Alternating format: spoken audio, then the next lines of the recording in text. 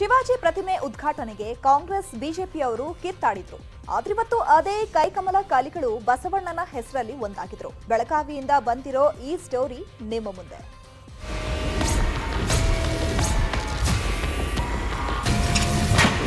ಶಿವಾಜಿ ಪ್ರತಿಮೆ ಮರಾಠಿಗರ ಓಲೈಕೆ ಆಯ್ತು. ಈಗ ಬಸವಣ್ಣ ಪ್ರತಿಮೆ ಲಿಂಗಾಯತ ಮತಬೇಟೆ.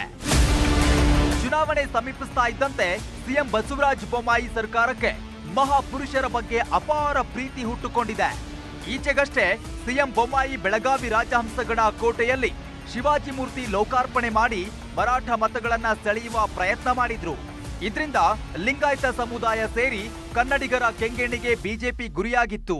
ಈಗ ಡ್ಯಾಮೇಜ್ ಕಂಟ್ರೋಲ್ ಮಾಡಿಕೊಳ್ಳಲು ಬೆಳಗಾವಿ ದಕ್ಷಿಣ ಮತಕ್ಷೇತ್ರದಲ್ಲಿ 15 ಅಡಿ ಎತ್ತರದ 30 ಲಕ್ಷ ವೆಚ್ಚದ ನೂತನ ಬಸವಣ್ಣನವರ ಮೂರ್ತಿ ಪ್ರತಿಷ್ಠಾಪನೆಗೆ ಶಿಲಾನ್ಯಾಸ ಮತ್ತು ಬಸವಾದಿ ಶರಣರ ಚರಿತ್ರೆ ಸಾರುವ ಯೋಜನೆ ಶಂಕುಸ್ಥಾಪನೆಯನ್ನ ಸಿಎಂ ನೆರವೇರಿಸಿದ್ರು.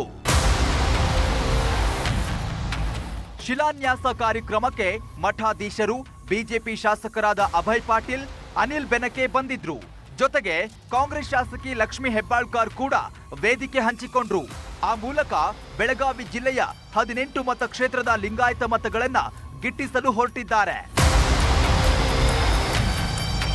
ಜೊತೆಗೆ ಉತ್ತರ ಕರ್ನಾಟಕವನ್ನ ಗಮನದಲ್ಲಿಟ್ಟುಕೊಂಡು ಘಟಪ್ರಭಾ ನದಿ ತೀರದಲ್ಲಿ 108 ಅಡಿ ಎತ್ತರದ ಬಸವಣ್ಣನವರ ಮೂರ್ತಿ ಪ್ರತಿಷ್ಠಾಪನೆಗೆ ಸರ್ಕಾರ ಮುಂದಾಗಲಿದೆ ಅಂತ ಸಿಎಂ ಬೊಮ್ಮಾಯಿ ಘೋಷಣೆ ಮಾಡಿದ್ದಾರೆ.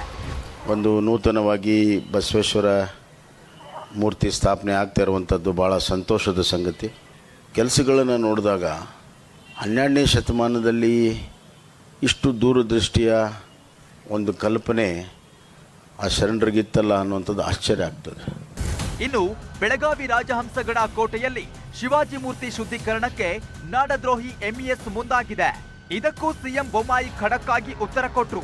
ಒಟ್ನಲ್ಲಿ ಪ್ರತಿಮೆಗಳಿಗೆ ಕೋಟಿ ಕೋಟಿ ಹಣ ಹಾಕಿ ಜಾತಿವಾರು ಮತ ಓಲೈಕೆ ರಾಜಕೀಯಕ್ಕೆ ಕಾಂಗ್ರೆಸ್ ಬಿಜೆಪಿ ಮುಂದಾಗಿದ್ದು ಎಷ್ಟು ಲಾಭ ತರುತ್ತೋ ನೋಡ್ಬೇಕು.